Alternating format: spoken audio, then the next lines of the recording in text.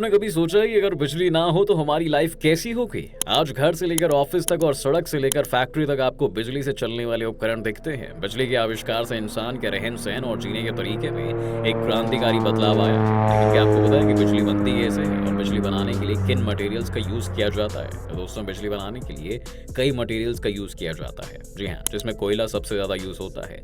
इसके साथ ही हवा, पानी, सनलाइट जैसे मटेरियल्स भी यूज किए जाते हैं। आप कोयला, सनलाइट और पानी से बिजली उत्पादन की प्रक्रिया तो जानते ही होंगे, लेकिन क्या आपने कभी पवन चक्की को देखा है और आपने यह कभी सोचा है कि हवा से बिजली कैसे बनाई जाती होगी? तो दोस्तों, आज की वीडियो में हम आपको बताएंगे कि हवा से बिजली कैसे बनाई जाती है, हवा से बिजली बनाना कितना मुश्किल है और साथ ही ये भी बताएंगे कि हवा दूसरे मटेरियल्स के मुकाबले इलेक्ट्रिसिटी प्रोडक्शन के लिए कितना किफायती है। हवा से बिजली के बनने की प्रोसेस को डिस्कस करने से पहले हम इससे रिलेटेड एक इंपॉर्टेंट कॉन्सेप्ट को समझ लेते हैं। दोस्तों, एनर्जी यानी कि ऊर्जा एक ऐसी चीज है जिसे ना ही बनाया जा सकता है और ना ही नष्ट किया जा सकता है। इसे सिर्फ एक फॉर्म के दूसरे फॉर्म में बदला जा सकता है और इसी कॉन्सेप्ट का यूज किया जाता है हवा से बिजली के उत्पादन में। हवा में बहाव होता है जिसके कारण उसमें काइनेटिक एनर्जी होती है।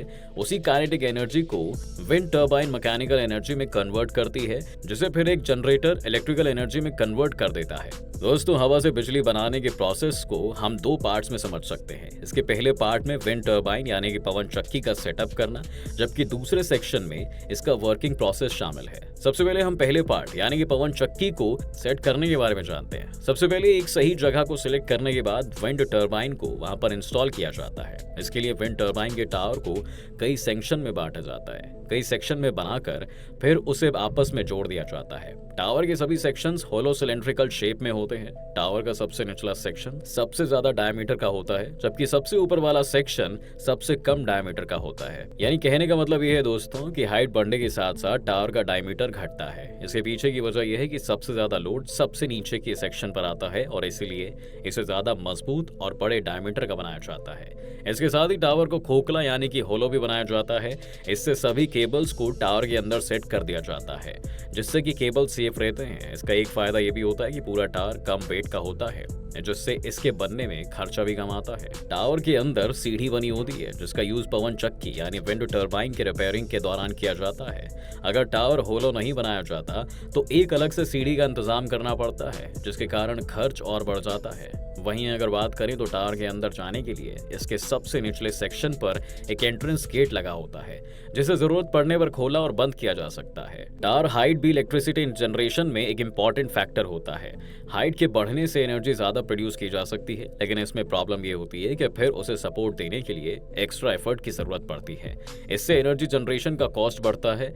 हालांकि आज के समय में टावर की हाइट 32 फीट से 500 फीट तक होती है। टावर को खड़ा करने के बाद इसके ऊपर ब्लेड और हब को सेट करना पड़ता है। जनरली सभी पवन चक्की में 3 लंबे ब्लेड्स को लगाया जाता है। ब्लेड की लंबाई 170 फीट से ज्यादा ही होती है और यह अलग अलग जगहों और उसके एरिया के हिसाब से बदल दी जाती है। नीदरलैंड की हेलियड एक्स ऑफशोर विंड टर्बाइन में दुनिया की सबसे लंबी ब्लेड लगी है, जिसकी लंबाई 351 फीट की है। ब्लेड्स को फैक्ट्री से उस साइड तक ले जाना भी एक चैलेंजिंग काम होता है, क्योंकि इतने लंबे ब्लेड को एक ट्रक से नहीं ले जाया जा सकता और इसके साथ ही पवन चक्की भी ऐसी जगहों पर होती है जहां पर अच्छी सड़कें नहीं होती हैं। तो इन सब प्रॉब्लम्स को देखते हुए और ब्लेड्स को साइड तक पहुंचाने के लिए स्पेशल ट्रकों को भी बनाया जाता है, जो साइज में भी बड़े होते हैं और खराब रास्ते पर भी आसानी से चल सकते हैं। इन ब्लेड्स को रोटर हब पर फिक्स कर दिया जाता है, लेकिन यहाँ पर दोस्तों ब्लेड को रोटर पर फिक्स 2 तरीके से किया जा सकता है। पहले तरीके में रोटर पर तीनों ब्लेड्स को फिक्स करके फिर उसे टावर के टॉप पर क्रेन की मदद से फिट किया जाता है, जबकि दूसरे तरीके में पहले रोटर को टावर के टॉप पर ले जाकर फिट कर दिया जाता है। फिर उसके बाद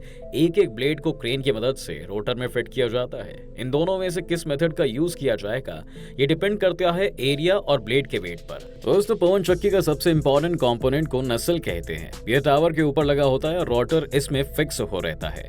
नसेल का साइज इतना बड़ा होता है कि इसमें इंजीनियर्स और टेक्नीशियंस रहकर काम कर सकते हैं। नसेल के अंदर सारे कंपोनेंट्स जैसे bearing, shaft, brakes, generator, gear box को फिट कर दिया जाता है। इसके बाद हवा से ब्लेड्स घूमते हैं, लेकिन इसका आरपीएम यानी कि रोटेशन पर मिनट बहुत कम होता है और इतने कम आरपीएम से बिजली नहीं बनाई जा सकती है। इसलिए गियर बॉक्स का यूज करके आरपीएम को बढ़ाया जाता है। वहीं हब को गियरबॉक्स से जोड़ने के लिए शाफ्ट का भी यूज किया जाता है। दोस्तों, नसेल के अंदर आरपीएम कन्वर्जन बहुत ज्यादा होता है। जब हब एक रोटेशन पूरा कर लेता है तो गियर 90 से 100 रोटेशन कंप्लीट कर लेता है। गियर से एक डेफिनेट आरपीएम पाने के लिए इसके साथ ब्रेकिंग सिस्टम भी अटैच कर दिया जाता है। जब कभी विंड स्पीड बहुत ज्यादा बढ़ जाती है तो ब्लेड्स की आरपीएम भी बहुत ज्यादा बढ़ जाती है, जिसके कारण गियर के काफी तेज से रोटेट करने का डर रहता है और ऐसे में गियर फेल हो सकता है। गियर हमेशा यूनिफॉर्म आरपीएम दे, इसके लिए ही ब्रेकिंग सिस्टम यूज की जाती है, जो आंधी में प्लेट के स्पीड को कम करने का काम करता है। गियर बॉक्स भी एक शाफ्ट की मदद से जनरेटर से जुड़ा होता है। गियर के घूमने से शाफ्ट घूमता है और फिर जिससे जनरेटर की मैग्नेटिक कॉइल घूमती है और ऐसे बिजली जनरेट होती है। बाद में इस बिजली को केबल की मदद से नीचे ट्रांसफर कर दिया जाता है। दोस्तों, आपको बताएं कि हवा की गति और दिशा दोनों ही बदलती रहती हैं, जो बिजली उत्पादन के लिए सही नहीं रहता है। जी हाँ, विंड स्पीड चेंज की प्रॉब्लम से निपटने के लिए गियरबॉक्स और ब्रेकिंग सिस्टम नसेल में लगा होता है, जबकि विंड डायरेक्शन में होने वाले बदलाव से कोई प्रॉब्लम ना हो, इसके लिए नसेल के पिछले हिस्से में एक एनोमोमीटर को फिट कर दिया जाता है। रोटर हब और ब्लेड्स को हवा की दिशा में रखने के लिए एनोमोमीटर पूरे नसेल को ही उस दिशा में घुमा देता है। घूमने की इस प्रोसेस को यॉइंग कहते हैं। तो दोस्तों, ये थी विंड टर्बाइन के स्ट्रक्चर और डिजाइन के बारे में जानकारी। अब आपको बता दें कि पूरा सिस्टम वर्क कैसे करता है जिससे बिजली पैदा होती है। दोस्तों, हवा के चलने से ब्लेड स्लो स्पीड से रोटेट करता है। ब्लेड्स रोटर हब पर फिक्स रहता है और इसलिए रोटर हब भी घूमता है। रोटर के घूमने से गियर हाई आरपीएम के साथ रोटेट करता है। गियर शाफ्ट की मदद से जनरेटर से कनेक्ट होता है, जिसके कारण जनरेटर का कॉइल रोटेट करता है और बिजली जनरेट होती है। इस बिजली को टार के अंदर के केबल्स की मदद से नीचे ट्रांसफर कर दिया जाता है। इसके साथ ही विंड पावर प्लांट में कई टर्बाइंस लगे होते हैं और सभी का प्रोसेस यही रहता है। इन सभी टार के नीचे भी एक ट्रांसफार्मर लगा होता है, जो लो वोल्टेज इलेक्ट्रिक एनर्जी को हाई वोल्टेज इलेक्ट्रिक एनर्जी में कन्वर्ट करता है। इस तरह से सभी टर्बाइंस के हाई वोल्टेज इलेक्ट्रिक एनर्जी को एक मेन केबल की मदद से इलेक्ट्रिक सब स्टेशन तक पहुंचा दिया जाता है।